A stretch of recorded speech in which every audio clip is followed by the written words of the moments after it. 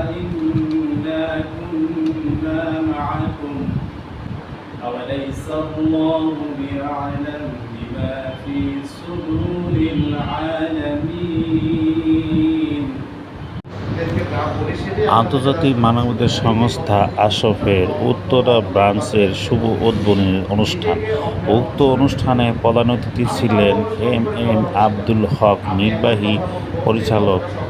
উক্ত অনুষ্ঠানের প্রধান আলোচক হিসেবে উপস্থিত ছিলেন মোহাম্মদ লোকমান হোসেন সাইফি, ঢাকা জেলা প্রধান মেহমান হিসেবে উপস্থিত ছিলেন মুস্তাফিজুর রহমান, বিভাগীয় প্রধান। বিশেষ মেহমান হিসেবে উপস্থিত ছিলেন গিয়াসউদ্দিন, সহকারী জেলা প্রধান, এবং উক্ত অনুষ্ঠানের সভাপতি ছিলেন মাসুম বিল্লাহ, সাধারণ সম্পাদক, ঢাকা জেলা প্রধান। উক্ত অনুষ্ঠানে আন্তর্জাতিক মানবাধিকার সংস্থার বিভিন্ন দিক তুলে ধরেন।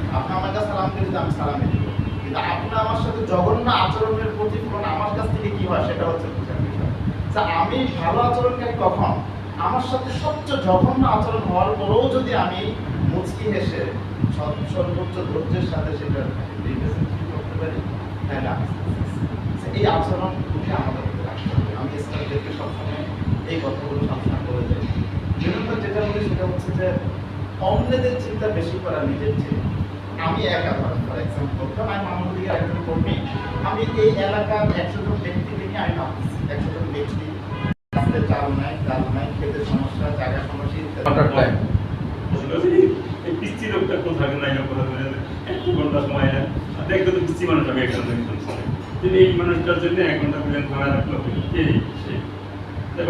একজন জিজ্ঞাসা মতো পরিচালনার মতো একবার বাংলাদেশ পিসি মতো তখন তো গালি দিচ্ছে দিটা জানতো যে আমার বাড়ি বাংলাদেশ। তারপরে বাংলাদেশটা আমি জাতীয় সঙ্গীর একজন মানবাধিকারের একজন প্রতিনিধি। তখন বাধা সবাই নিষ্ক্রিয় বেলেনের মধ্যে সবাই বসা বেলেনের মধ্যে বই আমার বোধহয় ক্রিয়া দেয় মানে কাজ করা যায় এমন অবস্থা। তাই এটা যে মানবাধিকারের এরকম একাধিক ইয়ে আছে আমাদের। আমরা যখন প্লেনে যাই, কোথায় যাই, আমার তো কোথায় আমার এই এয়ারপোর্টে আমি 5-7 বার প্লেনে মানে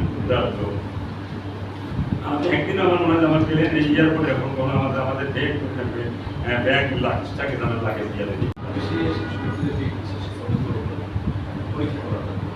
তারপরে পরীক্ষা করার জন্য কাউকে জমিতে হতে রাখে, তাও আমরা পরীক্ষা করার জন্য সে ভিন্ন পক্ষ হয়ে যায়, আমাকে রাতে অন্যের কাছে আনা হয়। এটা দেখতে যে সমস্ত কথাগুলো বলেছে এটাই সুন্দর। নজরুল সাসান বলেছেন আনাসের গণনা, আনাস দুর্দান্ত 8 বছর বয়সের সময়, 8 বছর বয়সে সকল থাকে, সেই সময় রাসূলের খেদমতে আত্মনিয়োগ করলেন।